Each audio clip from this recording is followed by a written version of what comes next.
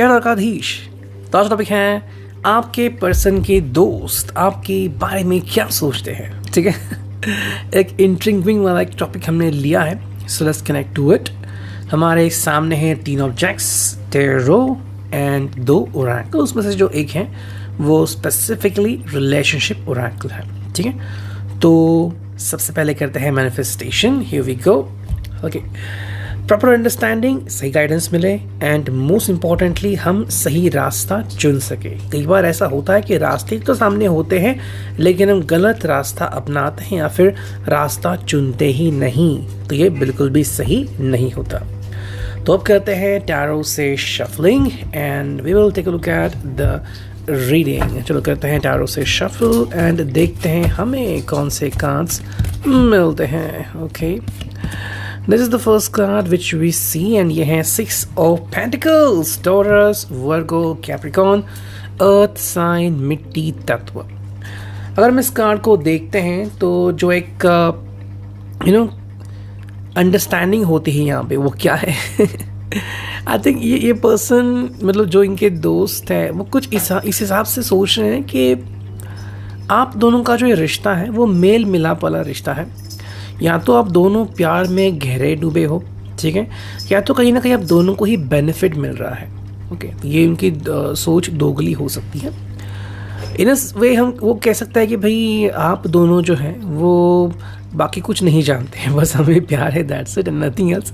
बाकी फ्रेंड्स क्या कहते हैं, ओके, हमारा करियर अलग अलग है, हम अलग अलग जगह पे रहते हैं, कोई फ़र्क नहीं पड़ता वगैरह वगैरह। सो ये this will be going on.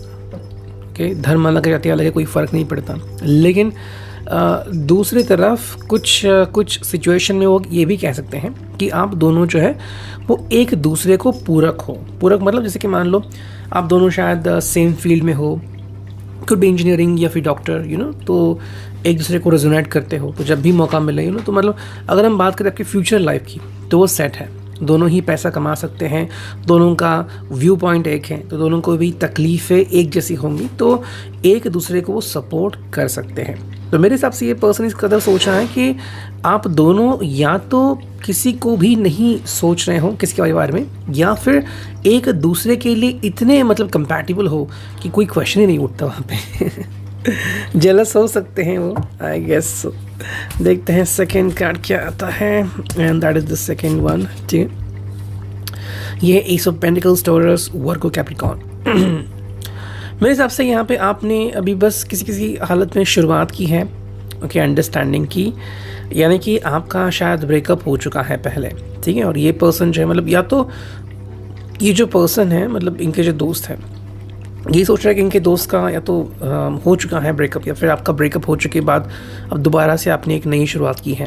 ऐसा होता है ना कि कई बार कमेंट्स आते हैं कि भाई हम मिले थे फिर ब्रेकअप हो गया फिर मिले, लाइक वाइज। तो यहाँ पे एक अंडरस्टैंडिंग शुरू हुई है, ठीक है।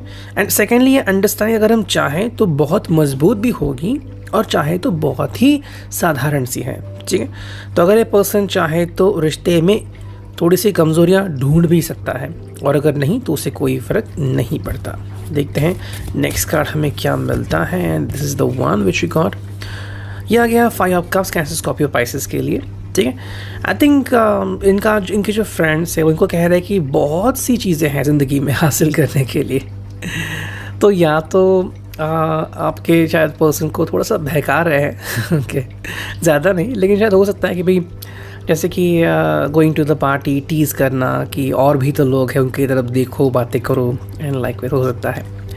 या फिर कि उनकी फिरकी लेना या फिर उनको क्वेश्चन करना, यही क्यों, इस पर्सन में आपने क्या देखा, टीज़ करना बार बार लगातार जब तक ये ब्लश ना करें, इनका चेहरा लाल ना हो जाए, ऐसी चीज़ें हो सकती हैं।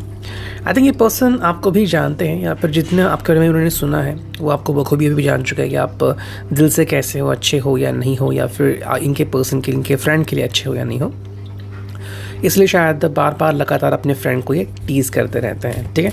नेक्स्ट कार्ड देखते हैं क्या है and that's all about this one, जो कि है 3 ऑफ कप्स। बेसिकली कहे तो ये पर्सन शायद काफ़ी खुश है एंड उनको कोई फ़र्क नहीं पड़ता कि आप दोनों ही साथ में हो या फिर अलग अलग हो रहे हो। मतलब आई थिंक ये जो आपके पर्सन के फ्रेंड हैं इन्होंने इनके ऊपर ही थोप दिया है कि भाई आपको अगर रिश्ता निभाना है तो निभाओ, we are still with you, और अगर रिश्ता नहीं निभाना तो ही we are still with you. मतलब ये इनके ऊपर कोई भी गुस्सा नहीं है, ये इनको सपोर्ट करते हैं, ठीक है। एंड जो फाइनल कार्ड में मिला है टैरो से, and that is the page of source, Gemini Libra Aquarius. I think जब भी एडवाइस लेने की ज़रूरत होती है तो ये पर्सन के फ्रेंड हमेशा उनको सपोर्ट करते हैं, ठीक है। तो आप कह सकते हो कि जब भी आपके पर्सन को ज़रूरत होती है फ्रेंडशिप की या फिर एडवाइस की, तो ये हमेशा गाइड करता है कि भाई तुझे क्या करने की ज़रूरत है, तुम्हें ये क्या करने की ज़रूरत है, तुम ये करो वो करो। तो हाँ, ये गाइडेंस, ये एडवाइस वो देते रहते हैं। तो कुल मिला के आई थिंक ये काफ़ी खुश हैं कि आप उनके ज़िंदगी में हो, लेकिन ऑन अदर हैंड इनको कोई फ़र्क पड़ता भी नहीं कि चाहे फिर ये आप हो या फिर कोई और हो। तो इन अ वे कह सकते हैं कि हाँ, ये ठीक ठाक है। ट्रबल देने वाली तो कोई चीज़ यहाँ पे नहीं दिख रही हमें, ठीक है। अब देखते हैं इस ओरेकल से हमें क्या रीडिंग मिलती है। एंड हियर वी चूज़, चलो 2 ओरेकल कार्ड्स आ गए हैं। पहला जो कार्ड है यहाँ पे वो है competition, I am yours alone. Competition का मतलब यहाँ पे आ सकता है कि इनमें से किसी को अंडरस्टैंडिंग हो चुकी है कि अब जो वो पल इनके फ्रेंड इनके साथ बिताते थे अब नहीं बिता पाएंगे, बिकॉज वो समय वो आपको देंगे। तो ऑब्वियसली कंपटीशन वाली फीलिंग होगी कि भाई अब नया कंपटीटर आ चुका है, यानी कि आप अब ये आपसे अगर लगातार बात करें, मतलब प्रॉब्लम कब होता है कि मान लो अगर आपका पर्सन आपसे सेपरेटली बात कर रहा है, ठीक है, जैसे कि मान लो ऑफिस छूट गया, फिर फ्रेंड से बातें हो गई, अब ये घर आते वक्त या फिर घर पे अकेले हैं तब आपसे बातें कर रहे हैं, तो कोई डिस्टर्बेंस नहीं है। लेकिन जो समय वो अपने फ्रेंड्स को देते थे, वो समय या फिर उनके सामने अगर आपसे बात करते तो डेफिनेटली किसी को बुरा तो लगेगा। अगर आपका भी कोई बेस्ट फ्रेंड हो, वो अगर आपको टाल दे तो आपको भी बुरा लगेगा। तो वो चीज़ यहाँ पे हमें दिख रही है। सेकंड जो कार्ड है वो है generosity and abundant love. Secondly on the other hand हम कह सकते हैं कि जैसे हमने टैरो में देखा, ये पर्सन काफ़ी खुश भी हैं कि इनके फ्रेंड को फाइनली कोई मिल गया है। मतलब या तो इनके फ्रेंड के बारे में इनको सारा इतिहास पता है कि या तो ये दिल से या दिमाग से कच्चे हैं, या फिर बहुत जल्दी हर्ट होते हैं, या फिर पहले ब्रेकअप हो चुका था, या फिर बहुत डरते हैं और फाइनली कोई मिल चुका है जो इनको हंसा रहा है। तो इन शॉर्ट ये काफ़ी खुश भी हो सकते हैं। So that is another good thing अगर हम कहें तो इनके बारे में, ठीक है। I'll just lighten up a bit, ठीक है। देखते हैं थर्ड कार्ड हमें क्या मिलता है। Here we go, okay। And चलो 2 कार्ड आ चुके हैं, दैट्स इट। जो नेक्स्ट कार्ड है वो है creativity, I honour my passion. And 4 जो कार्ड है वो emotions, I release strong emotions.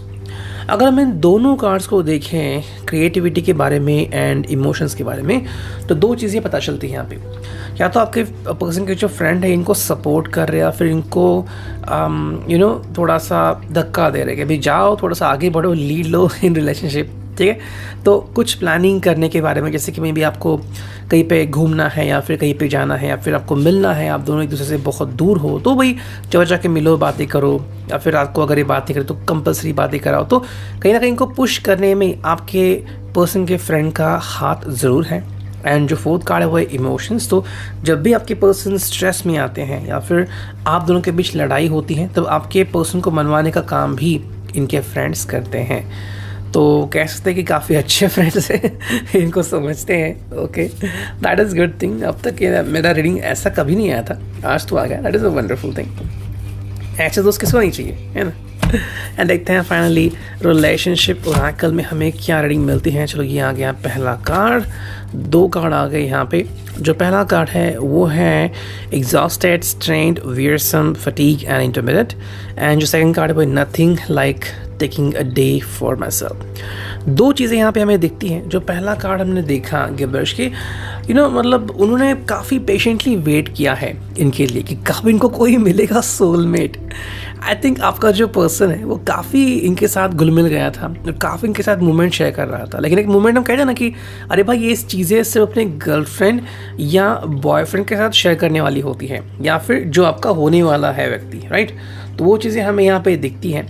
तो कहीं ना कहीं मेरे हिसाब से ये आपके जो पर्सन के फ्रेंड है वो एक्सपेक्ट कर रहे थे कि जल्दी वो समय आ जाएगा जब इनको इनका दिल वाली मिल जाएगी। एंड जो सेकंड कार्ड है फाइनली जब आप मिल चुके हैं तब ये काफ़ी खुश हैं कि अब कुछ समय में अपने लिए निकाल सकता हूँ। यानी कि काफ़ी केयरिंग है आपके पर्सन के फ्रेंड, एंड हमेशा इनको सपोर्ट करते हैं, ठीक है। ऐसे मैंने कुछ अपने फ्रेंड के साथ भी देखे हैं कि कुछ ऐसे उनके फ्रेंड्स हैं कि जो दिल से दिल लगाते हैं, हमेशा साथ में होते हैं। तो आई थिंक ये केयरिंग वाले पर्सन हमें यहाँ पे दिखते हैं।